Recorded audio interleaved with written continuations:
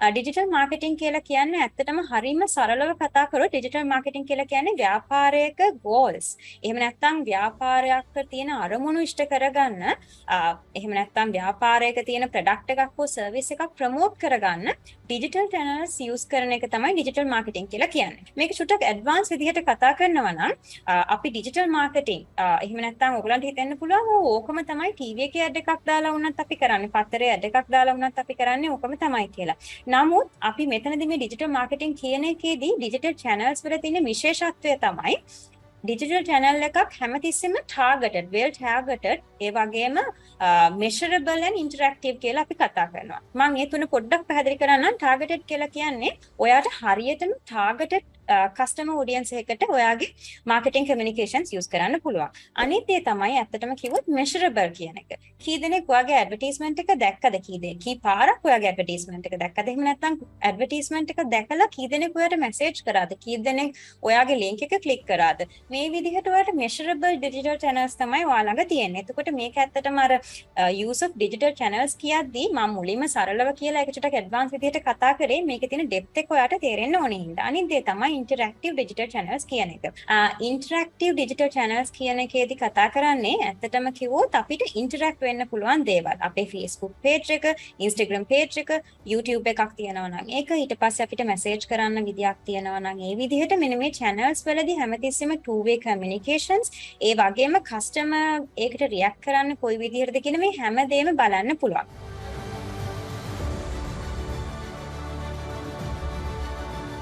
ගොඩක් කෙනෙක්ට හිතෙනවා Facebook වල ඇඩ් එකක් දාන එක තමයි ඩිජිටල් මාකටිං කියන්නේ කියලා. හැබැයි ඩිජිටල් මාකටිං කියලා කියන්නේ ඊට වඩා ගොඩක් වෙනස් පුළුල් දෙයකට. එතකොට මේ broad area එකක් තමයි ඩිජිටල් මාකටිං වල කියන්නේ. ඒකේ තියෙන පොඩිම පොඩි කොටසක් තමයි ඇත්තටම Facebook එකේ ඇඩ්වර්ටයිස්මන්ට් එකක් හෝ Facebook එකේ post එකක් කියලා කියන්නේ.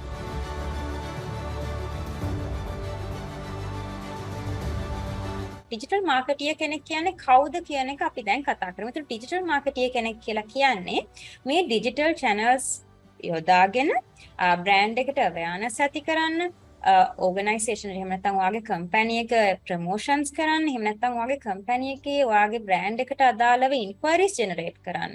අන්තිමට ඔයාගේ sales වැඩි කරන්න. මෙන්න මේ හැම දෙයකම responsible වෙන කෙනා තමයි අපි digital marketer කෙනෙක් කියලා හඳුන්වන්නේ. එතකොට digital marketer කෙනෙක් කියලා කිව්වම එයා ඇත්තටම කිව්වොත් අර full responsibility එක දානවා ආයතනයේ තමන්ගේ ආයතනයේ digital channels ගැන.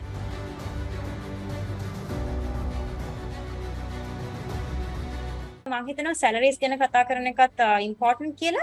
ඇත්තටම සාමාන්‍යයෙන් ගොඩක් හොඳ salary එකක් ගන්න පුළුවන් area එකක් තමයි digital marketing. ඒ වගේම digital marketing කියලා කියන්නේ ලොකු demand එකක් තියෙන area එකක්. එතකොට ගොඩක් agencies, ගොඩක් ලොකු multinational companies, ඊට පස්සේ ඔයා freelancer කෙනෙක් විදිහට වැඩ කරනවා නම් freelance websites හරහා එක එක projects අරගෙන මෙන්න මේ විදිහට ඔයාට earn කරන්න පුළුවන්. ඔයාට digital marketing strategist කෙනෙක්, social media manager කෙනෙක් විදිහට වැඩ කරන්න පුළුවන් යම් brands වලට.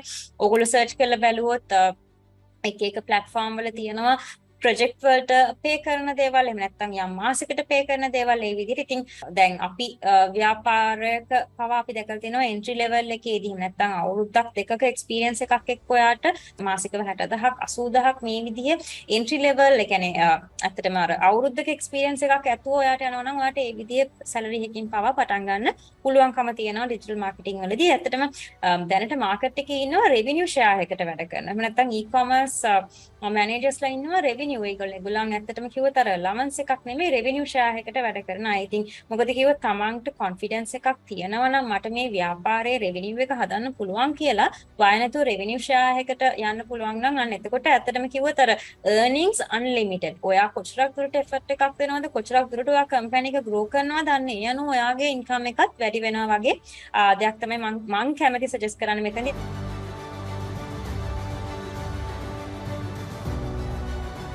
digital marketing courses අර කිව්වත් වගේ ඇත්තටම හැමතැනම තියෙනවා.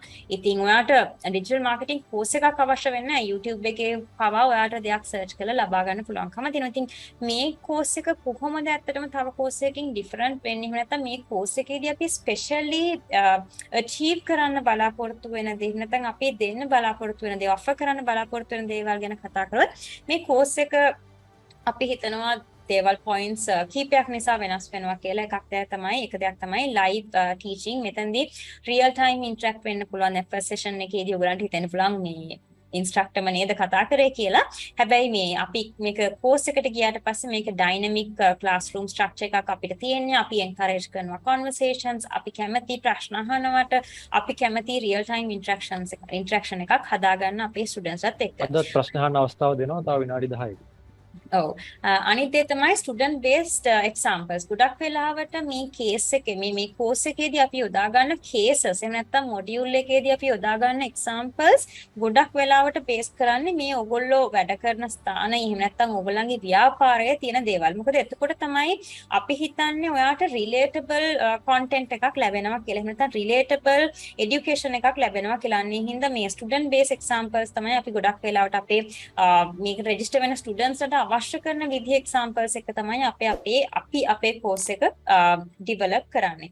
අනිත් දේ තමයි අතටම කිව්වා වගේ අර සර්ටිෆිකේට් එකක් තියෙනවා. මේ සර්ටිෆිකේට් එක ඔයා කෝස් එක ඉවර කරලා අන්තිම දවසට ලැබෙන සර්ටිෆිකේට් එකකට වඩා restricted evaluation එකකින් real live course එක case study එකක් ඔයගලන්ට දීලා මේ course එක ඇතුළේදී ඒකෙදී අපි evaluate කරලා හරියට මේ වගේම assignment based evaluations කීපයක්ම කරලා තමයි අපි මේ course එකේ certificate එක දෙන්නේ සහ මේ course එක successful complete කරා කියන දේ ඔයගලන්ට ලැබෙන්නේ. ඉතින් ඒක නිසාත් අපි හිතනවා මේ course එක පොඩක් different කියලා. ඔයා වෙන වීඩියෝ එකක් බලනවට හෝ වෙන එහෙම evaluation method එකක් නැති course එකකට වඩා අනිත් දේ තමයි job entry. ඇත්තටම චුට්ටක් මට ජැක් ඇඩ් කරන්න දෙන්න. මොකද ඒක වැදගත්. දැන් ගොඩක් කම්පනිස් වලින් අහනවා එක්ස්පීරියන්ස්.